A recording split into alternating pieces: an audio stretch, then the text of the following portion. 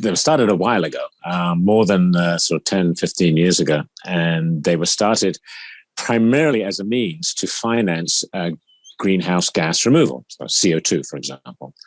The idea is that somebody who wanted to do something about the climate, in other words, remove CO2 from the atmosphere, which I don't think there's too much dispute is something that we desperately need to do because there's too much up there. The idea is that somebody would finance a project, plant trees, plant a mangrove, and in recognition of that work and in recognition of the CO2 that was removed from that by that nature-based project, which actually would be verified by a company like Plant Vivo, that financer would receive a carbon credit. So they would receive 1 carbon credit for every ton of verified CO2 that that project had removed from the atmosphere. And that credit has value.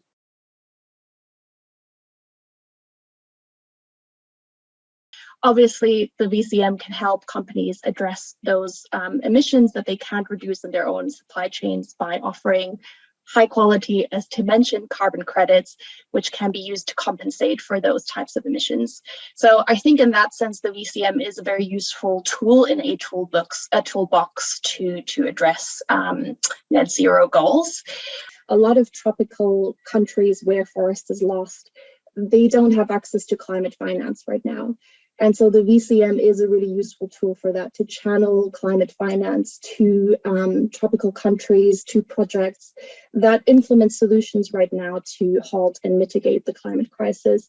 And they are in desperate need for climate finance. And so marrying those things up, really seeing how companies can get involved and seeing investment opportunities for those types of projects, I think can not only help to address net zero goals, but also to address the climate change crisis on a much larger scale.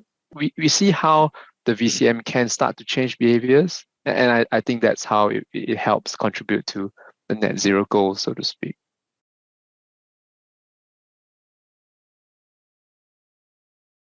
Firstly, I think it's important to try and differentiate between different types of carbon credits.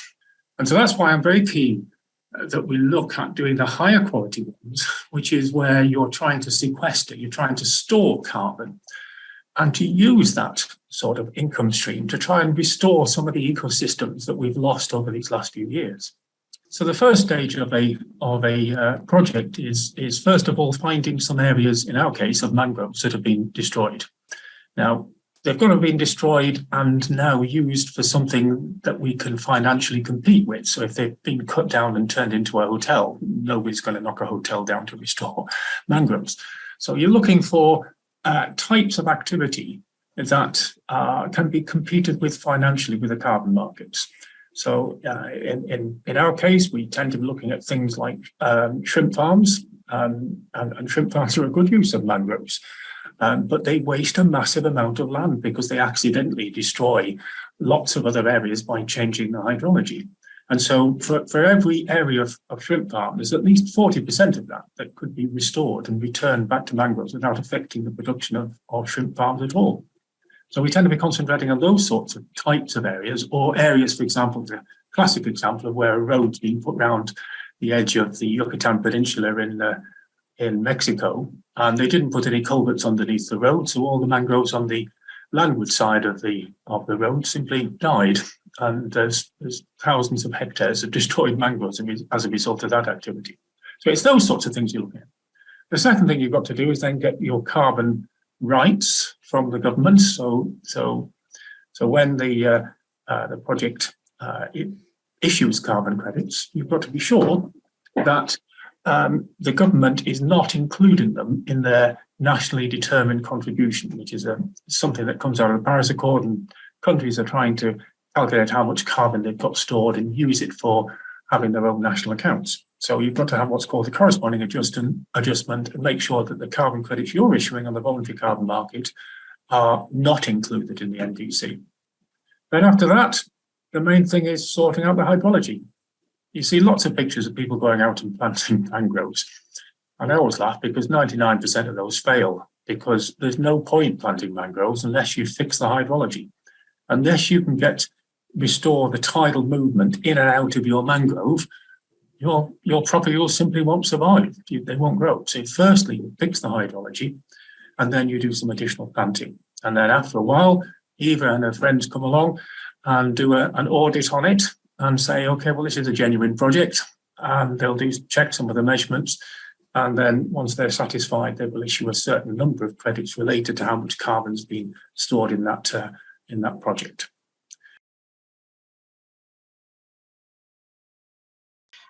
So we have a very 25 plus years of experience now working with these types of really community-based, community-led forestry land use initiatives.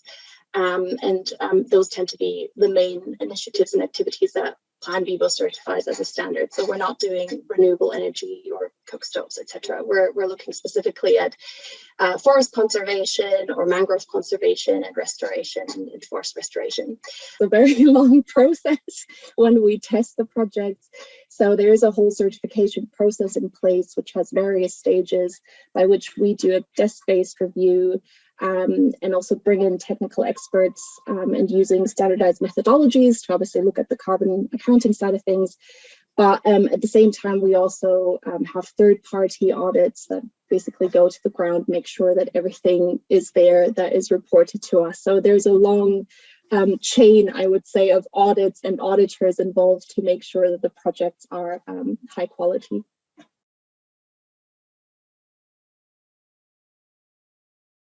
I mean, your first objective when you're looking at your carbon footprint is to look at how much you can reduce by reducing your activities. But you're never, or very rarely, going to be able to get rid of all of your impacts in the time frame, and you're therefore going to have to look at offsetting. And that's when you move into what sort of offsets do I want to do? And that's where I think many people on this panel are pushing the concept. Well, if you're going to do them, for goodness sake, do high quality ones. And we keep saying it's low quality, high quality. What's a high quality one? Well, firstly, it's making sure that at least 60% of the funding is going to local stakeholders from the issuance price of your credit. So that means that the local communities, the people that are managing that area of land, are actually getting significant benefits from the spend. But then there's a trick there, because that's the issuance price. Then there's a secondary market, and those credits get sold on, and they might double in price. So if they double in price, then the local communities are actually only getting 30% of the funding. And so what we like to do in the projects that we're looking at is to index link the price of the carbon. So if the price of the carbon goes up, then 60% of that additional funding goes back to local communities. And that's a real way of making sure you're getting significant amounts of money into those communities. And it's something that particularly the developing countries, are massively keen on, because it's a way of getting a large-scale funding to impoverished communities, whilst at the same time fixing problems with climate. Secondly, transparency. We've talked about that one. Absolutely must have transparency. And then also, you should be quantifying your biodiversity uplift, not just saying we're getting a bit of biodiversity uplift. Quantify it. There are now biodiversity credits you can quantify it as, and you can sell those as credits as well. And then things like corresponding adjustments, making sure that they actually happen, so we're not double counting it. You've got a proper leakage zone, you've got proper permanence. So those are the high quality things that I would tend to look for in a project.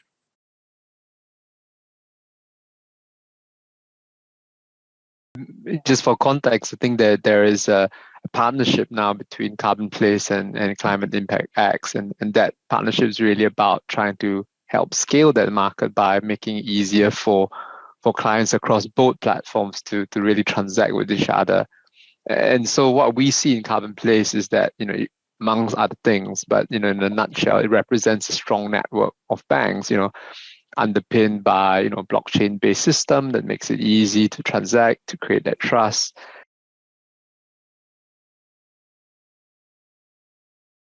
Basically, Climate Impact X was founded about a year ago on the basis that we wanted to scale the market, but the thesis was that part of that scaling was limited by the existing fragmentation, and that part of that fragmentation in turn was, due to lack of trust around quality of carbon credits.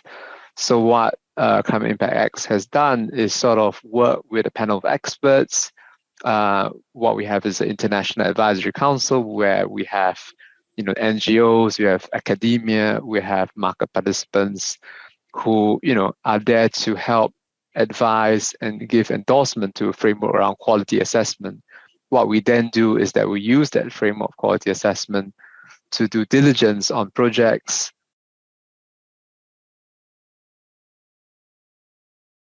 Like, how can we scale the voluntary carbon market? Because I think everyone is aware that volumes need to go up. We need to get more projects and supply onto the voluntary carbon market, but at the same time not lose the high quality that we're looking for.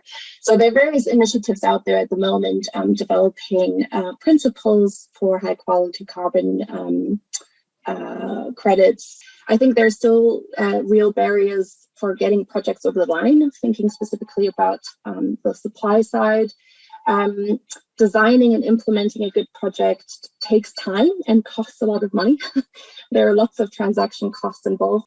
The VCM space is really quite diverse, right? And a lot of voices in the room, and they don't always sing in harmony, so to speak.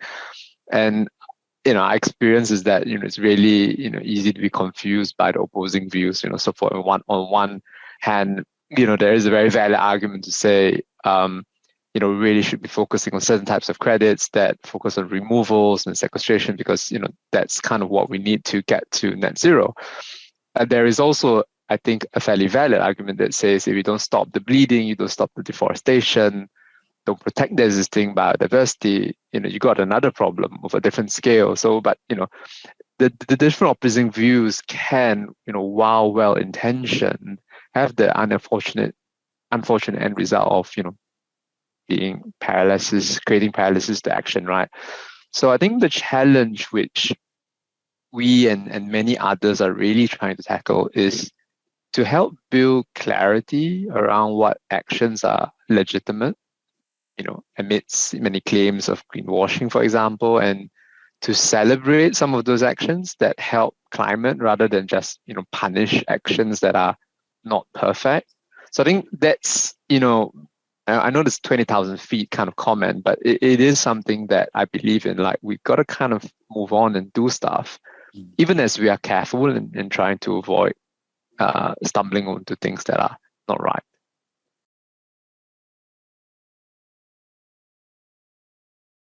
There was some mention of fraud that's happened or being exposed on the TV programs as a result of these nature-based projects. And I thought it'd be easier just to explain to people how that fraud happens, so you can avoid making it yourself when you're looking to buy credits. So, for example, I had a good case the other day. I had a call from somebody who's got 100,000 hectares of forest in the Congo and is going to put in a carbon project for that. And so my first question to him is, okay, well, in 25 years, if you don't do anything, how much of that forest would be lost? And the answer came back about 10,000 hectares. Whereas in practice, what's happening is this project is trying to monetize all 100,000 hectares and say that 100,000 hectares would be lost. Whereas in fact, it would only be 10,000 hectares. And that's why the sort of projects that you hear on the news being exposed, that's the sort of thing that you've got to watch out for. You should only be monetizing the bit of forest that would be lost, not the entire forest. People are looking to reduce, they are looking to substitute, they are trying to reduce their overall carbon footprint. But beyond that, there are other things you can do in terms of investing in nature-based projects. And really, there's a fairly good pathway to helping people invest in high-quality nature-based projects that obviously remove CO2 from the atmosphere and reestablish the ecology of the area as well, as Tim says. And really just start doing it. It's you always find a reason. There's always the TV's always coming up with an example of how this bit of fraud happened and that bit of fraud happened, but there are many other ways of really making a difference, and worrying about those few isolated examples that do go on, but there are ways to recognize what they are, and also there are ways of recognizing what the high quality projects are, and just get involved, because we're, not to be an alarmist, but we are running out of time, and the math doesn't lie. We need to get going fairly quickly if we're going to make a difference. It's not new thought, it's fairly common, but just reiterate, not letting perfect be the enemy of good, right? And no action can be worse than waiting for the perfect action, right? So sort of I kind of encourage those listening on the call to explore simple ways of participating. I mean, even if it is as simple as assessing your footprint from business travel and then compensating for that whilst looking to reduce it. I mean, that's fairly simple, low-hanging fruit. Sounds a bit trite, but that's, if you've not begun, that's a good starting point. So it's very easy to think about markets, KPIs, and so on and so forth when we're talking about the VCM. But specifically for us working with these projects, we can really see that financing these projects has a real impact on the ground and can make a real difference there.